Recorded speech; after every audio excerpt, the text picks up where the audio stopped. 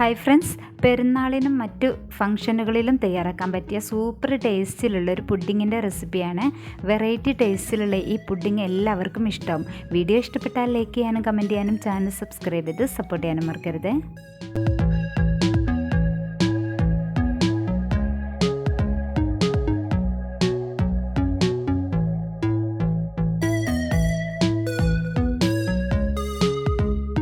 Pudding തയ്യാറാക്കാൻ ആദ്യം ഇതിലേക്കുള്ള ചൈന ഗ്രാസ് ഒന്ന് കുതിർക്കാൻ വേണ്ടി വെക്കാം.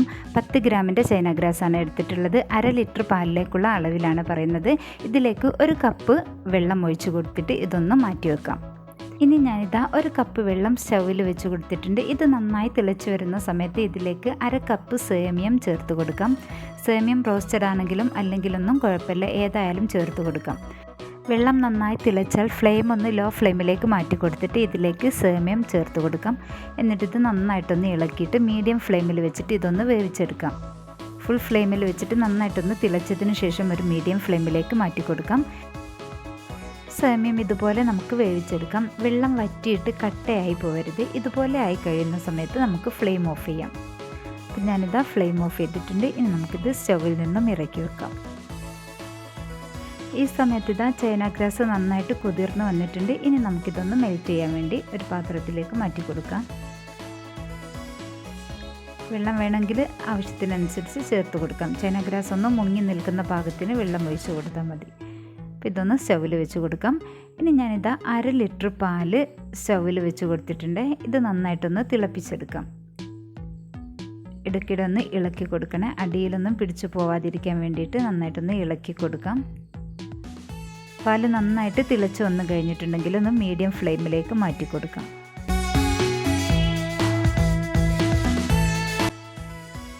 ഇനി ഞാനിതാ 4 ടേബിൾ സ്പൂൺ പാൽപ്പൊടി എടുത്തിട്ടുണ്ട്. ഇതിലേക്ക് ചെറു ചൂടുള്ള വെള്ളം കുറച്ച് ഒഴിച്ച് കൊടുത്തിട്ട് ഇതൊന്ന് നന്നായിട്ടൊന്ന് മിക്സാക്കി എടുക്കാം.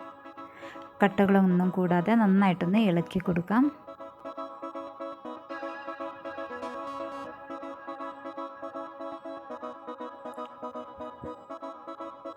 അപ്പോൾ നന്നായിട്ടൊന്ന് ഇളക്കി കൊടുത്തതിന് ശേഷം നമുക്കിത് പാലിലേക്ക് ഒഴിച്ചു കൊടുക്കാം. ഒഴിച്ചു കൊടുത്തിട്ട് പെട്ടെന്ന് തന്നെ ഇളക്കി കൊടുക്കാം. ഇനി ഇതിലേക്ക് നമ്മൾ വേവിച്ച് വെച്ചിട്ടുള്ള സേമിയം ചേർത്ത് കൊടുക്കാം.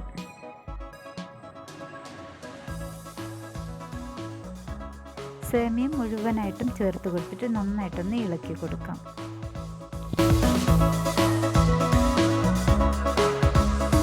ഇനി ഇതിലേക്ക് മധുരം ചേർത്ത് കൊടുക്കാം. ഞാൻ കുറച്ച് മിൽക്ക് മെയ്ഡാണ് ചേർത്ത് കൊടുക്കുന്നത്. ബാക്കി മധുരത്തിന് പഞ്ചസാരയും ചേർത്ത് കൊടുക്കുന്നുണ്ട്.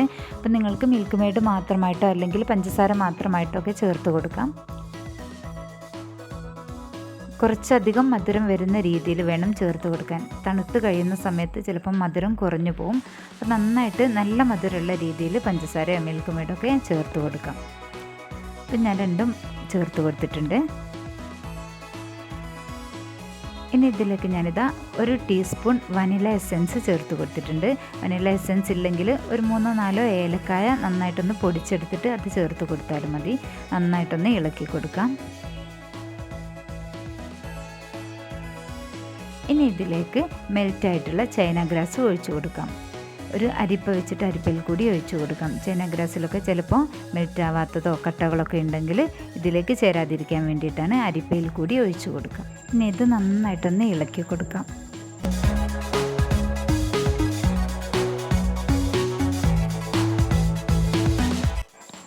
ചൈന ഗ്രാസ് ഒഴിച്ചു കൊടുത്ത് നന്നായിട്ടൊന്ന് ഇളക്കി മിക്സാക്കിയതിന് ശേഷം ഇതിലേക്ക് ഒരു ആപ്പിൾ ചെറുതായിട്ട് കട്ട് ചെയ്തിട്ട് ചേർത്ത് കൊടുക്കാം. അപ്പോൾ ചൈന ഗ്രാസ് ഒഴിച്ചു കൊടുക്കുന്നതിന് മുമ്പ് തന്നെ ആപ്പിളൊന്ന് കട്ട് ചെയ്ത് വെക്കണേ. ചൈന ഗ്രാസ് ഒഴിച്ചു കൊടുത്തതിന് ശേഷം കൂടുതൽ സമയം ഫ്ലെയിമിൽ വെക്കരുത്. പെട്ടെന്ന് തന്നെ ആപ്പിൾ ചേർത്ത് കൊടുത്ത് ഒന്ന് നന്നായിട്ടൊന്ന് ഇളക്കി മിക്സാക്കിയതിന് ശേഷം ഒന്ന് ചൂടായതിന് ശേഷം ഫ്ലെയിം ഓഫ് ചെയ്യാം. അപ്പോൾ ഞാനിത് നന്നായിട്ടൊന്ന് ഇളക്കി മിക്സാക്കി എടുത്തിട്ടുണ്ട്. ഇനി ഫ്ലെയിം ഓഫ് ചെയ്തിട്ടുണ്ട്. നമുക്ക് ജസ്റ്റ് ഒന്നുകൂടി ഇളക്കി കൊടുത്തതിന് ശേഷം സ്റ്റൗവിൽ നിന്നും ഇറക്കി വെക്കാം. അപ്പം ഞാനിതാ ഇതുപോലെ ഒരു പുഡിംഗ് ട്രേയിലാണ് ഇത് സെറ്റ് ചെയ്യുന്നത്. നമുക്കിത് ഇതിലേക്ക് മുഴുവനായിട്ടങ്ങ് ഒഴിച്ചു കൊടുക്കാം.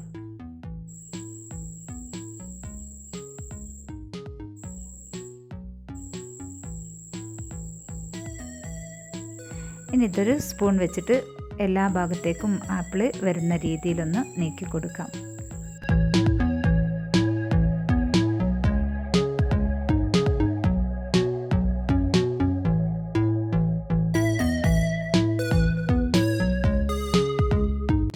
ഇത് ജസ്റ്റ് ഒന്ന് ഉറച്ച് വരുന്ന സമയത്ത് ഇതിലേക്ക് ഞാൻ കുറച്ച് ബദാം ഒന്ന് കട്ട് ചെയ്തിട്ട് ചേർത്ത് കൊടുക്കുന്നുണ്ട്. ഇതിന് മുകളിലൊരു ഡെക്കറേഷനായിട്ടൊന്ന് ഇട്ട് കൊടുക്കുന്നുണ്ട്. അപ്പോൾ നിങ്ങൾക്ക് വേണമെങ്കിൽ പിസ്തയോ നട്ട്സൊക്കെ ചേർത്ത് കൊടുക്കാം.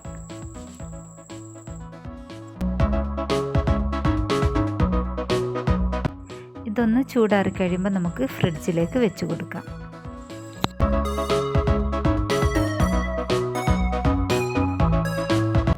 നമ്മുടെ പുഡിങ് നന്നായിട്ട് തണുത്തിട്ടുണ്ട്, ഫ്രിഡ്ജിൽ നിന്നും എടുത്തു വെച്ചിട്ടുണ്ട്. ഇനി നമുക്കിത് സെർവ് ചെയ്യാം. സൂപ്പർ ടേസ്റ്റിലുള്ളൊരു പുഡിങ്ങാണ് കേട്ടോ ഇത്. പെരുന്നാളിന് ഡെസേർട്ട് തയ്യാറാക്കുന്ന സമയത്ത് ഇതുപോലെയുള്ള പുഡിങ് തയ്യാറാക്കി നോക്കൂ കേട്ടോ, എല്ലാവർക്കും ഇഷ്ടമാവും. വീഡിയോ ഇഷ്ടപ്പെട്ടാൽ ലൈക്ക് ചെയ്യാനും കമൻറ്റ് ചെയ്യാനും ചാനൽ സബ്സ്ക്രൈബ് ചെയ്ത് സപ്പോർട്ട് ചെയ്യാനും മറക്കരുത്. Thanks for watching.